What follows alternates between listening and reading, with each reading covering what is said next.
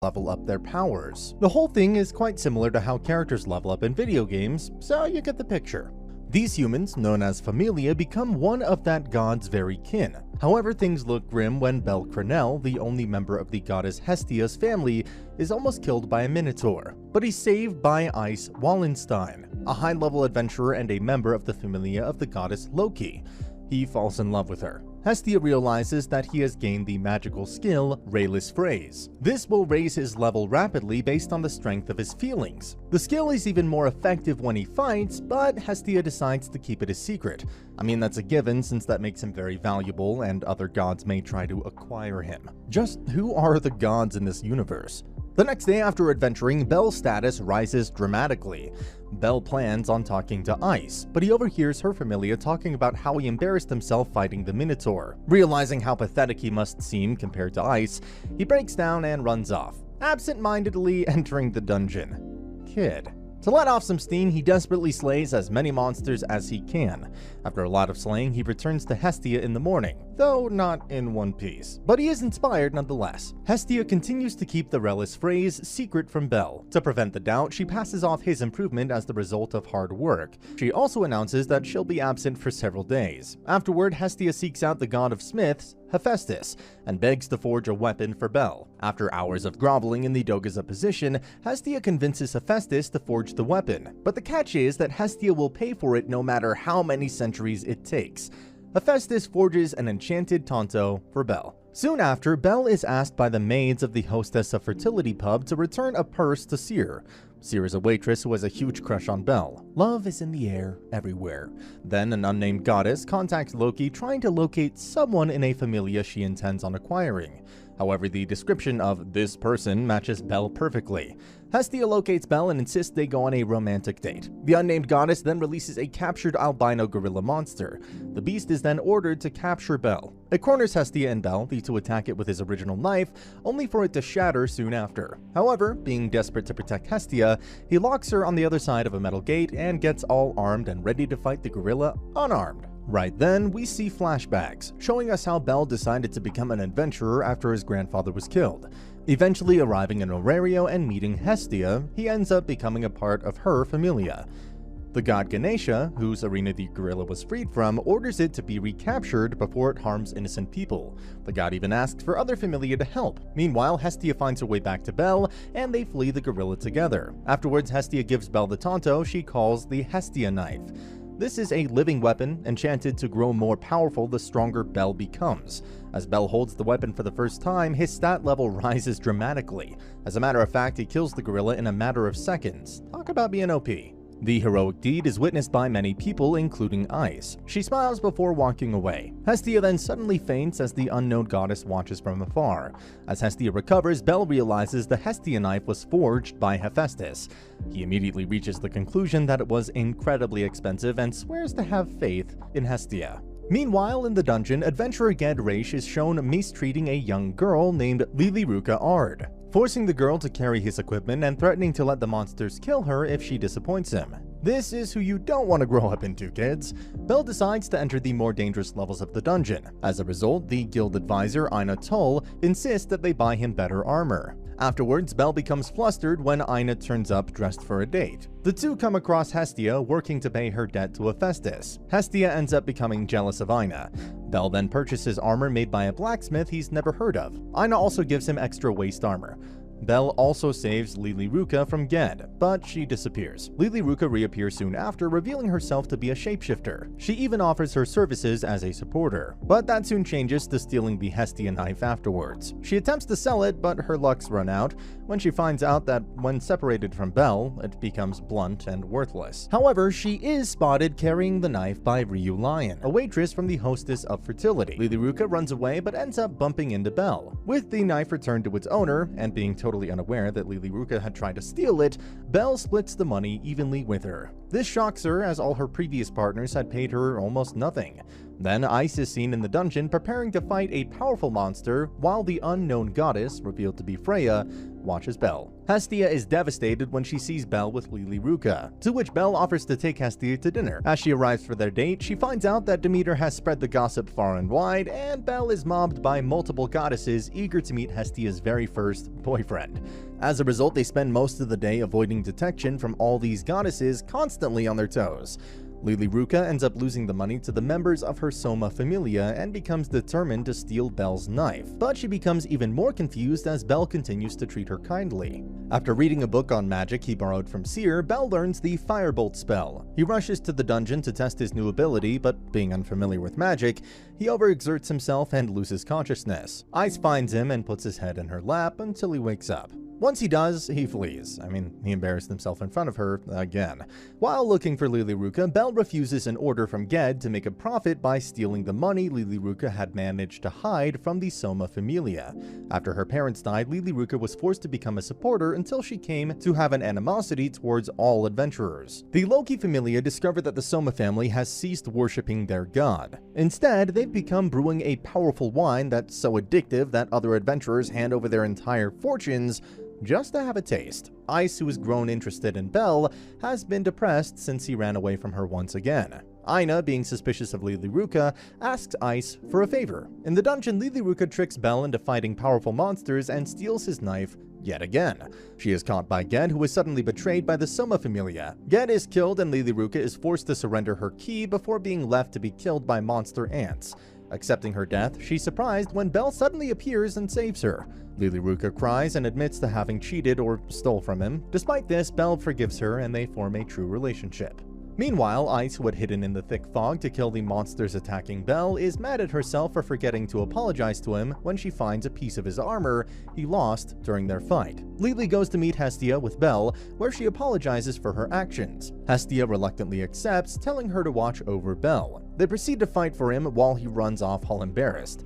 Belle goes up to meet with Aina. Ice is there waiting with her. She stops him before he can run off again. Ice returns his lost arm gauntlet she found in the dungeon and apologizes for scaring him off so many times. He in turn apologizes back and thanks her for having saved him multiple times. Realizing he's not strong enough to reach his goal, Ice agrees to train him to get better at combat. During their training, Belle is constantly knocked out, but the character continues to get up. Ice asks the secret behind his strength, and he tells her that it's because there's someone he wants to get closer to. While out getting food, they run into Hestia working, who becomes enraged after seeing him with another girl.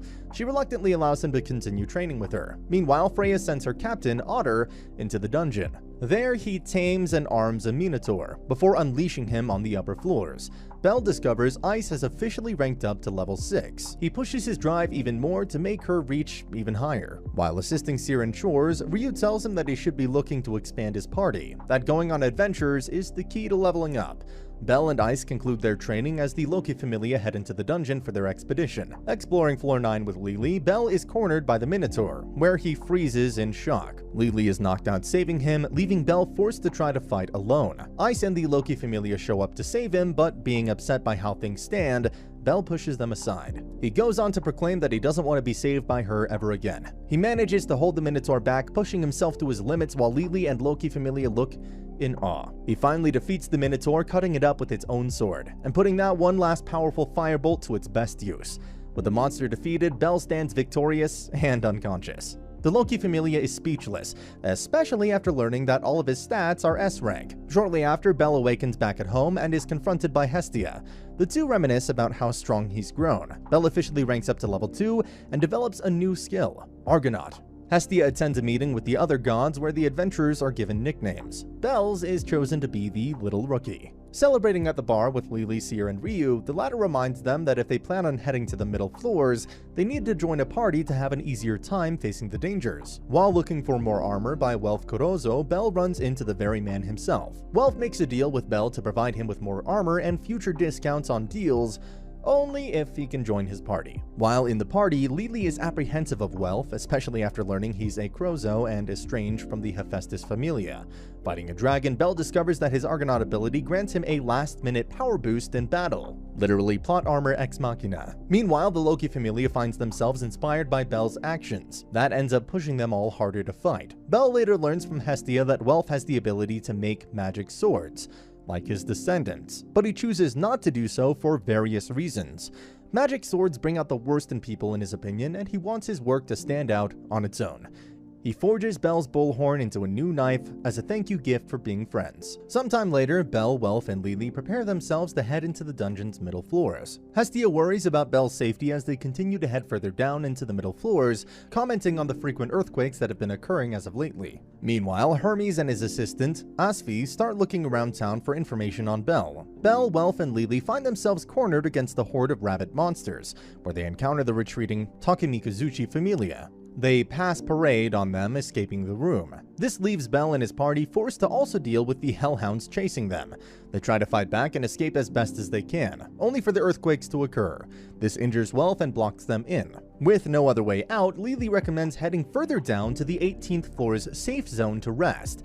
Bell agrees to that and they push through. Hestia is approached by Takemikazuchi and his familia who apologize for their actions, so she requests their help in rescuing Bell. Hermes also shows up, offering his and Asfi's assistance on the quest.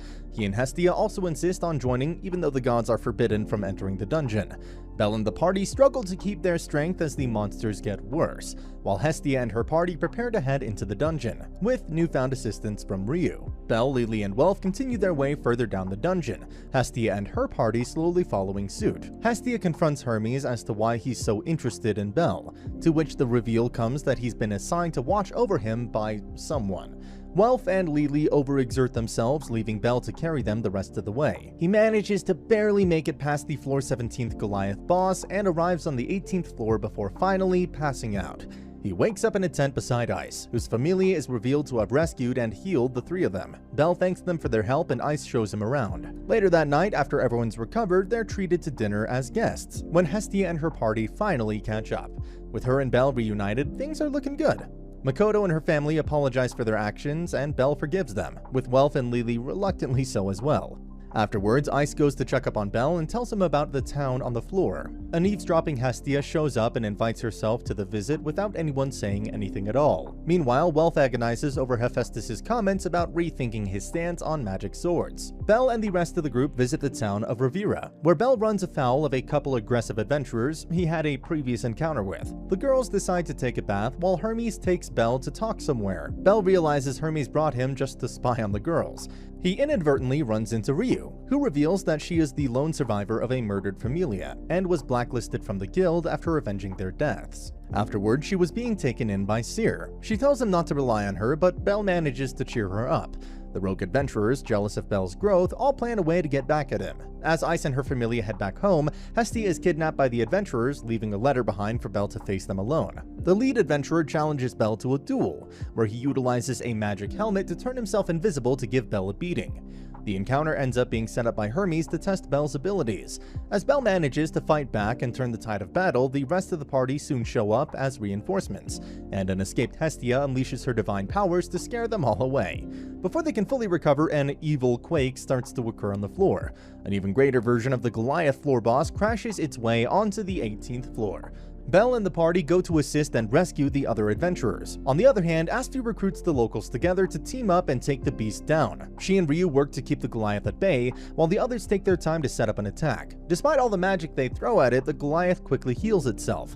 Utilizing his Argonaut skill, Bell unleashes a powerful firebolt blast, but it's not enough. The monster goes to attack him. Oka then manages to shield Bell, but they're both still knocked back and unconscious. Hearing the inspiring words from Hestia, Lily, and Hermes wanting to prove his desire to be a hero, Bell wakes up. Ryu, Asfi, Makoto, and Welf, brandishing a magic sword, each pull direct hits on the monster, allowing Bell enough time to charge up and hit the final blow, nearly disintegrating it, and destroying the crystal within before it can re-heal. As everyone cheers, Hermes exclaims in excitement towards Zeus that Bell is in fact the last of his familia.